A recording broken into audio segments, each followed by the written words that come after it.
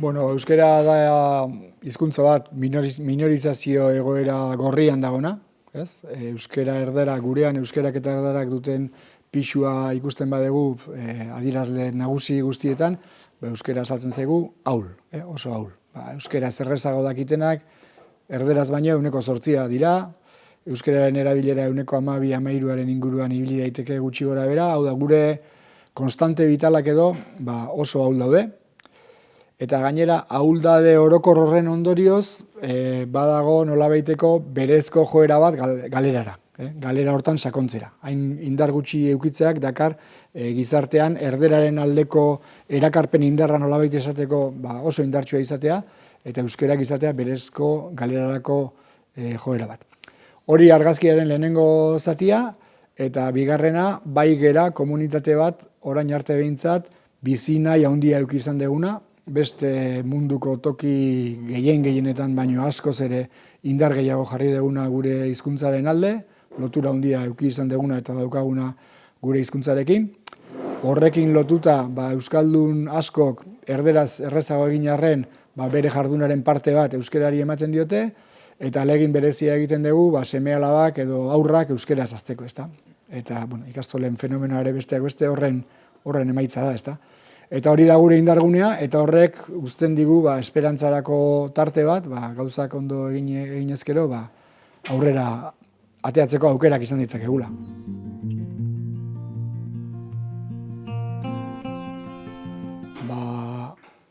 Nire iritziz, errealitatea kontuan hartuta ikastolek eta hezkuntzak orokorrean bi alderdi funtsezko landu beharko lituzkete, agian orain arte baino gehiago, bat hizkuntza gaitasuna, ezin gera konformatu aurrak euskeraz hitz egiten jakitearekin, lortu behar dugu euskeraz errez egin dezaten, bai errez adarra jo euskeraz, edo errez iraindu behar dutena euskeraz, eta albaldin bada erderaz baino errezago. Horrek ondoren lotuta dakarrelako euskera askoz gehiago erabiltzea.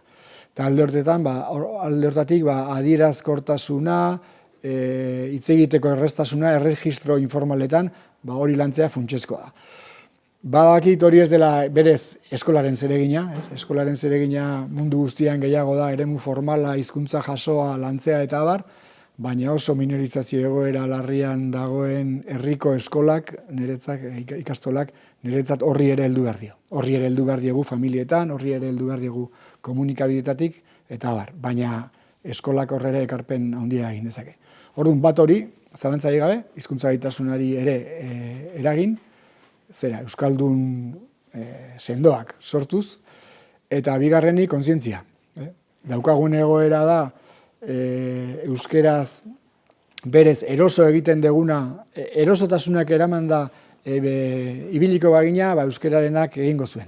Hau da, daukagu bide luzea oraindik euskera indartzeko, eta orduan beharrezkoa dugu gasolina bat, eta gasolinari da hizkuntzari eta herriari maitasuna, euskaldun izan nahia, identitatea, eta hori elikatzen ere asmatu behar dugu. Familietatik, orokorrean, gizartetik eta euskalgintzatik, eta eskolatik ere. Euskaldun izatearen arrotasuna, euskaldun izatearen gogoa, hori lantzea ere funtsezkoa da, nire ustez.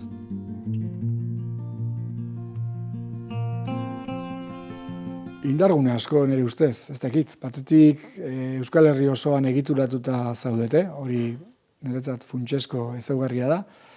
Egituratuta zaudete estrategikoa den alor batean, aurren eta nerabeen hezkuntzan funtsezkoa da, belaunaldi berriak atera behar ditugu, besteak ahaztu gabe, baina belaunaldi berrietan aurreratzea funtsezkoa da, eta hortan, daukazute eskarmentua eta ospea eta profesional talde handi bat, milaka eta milaka guraso biltzen dira zuen ikastoletan, horietako asko euskararen aldeko militante sendoak, milaka haur, milaka gazte, hori lehen gai zoragarria da aurrera egiteko.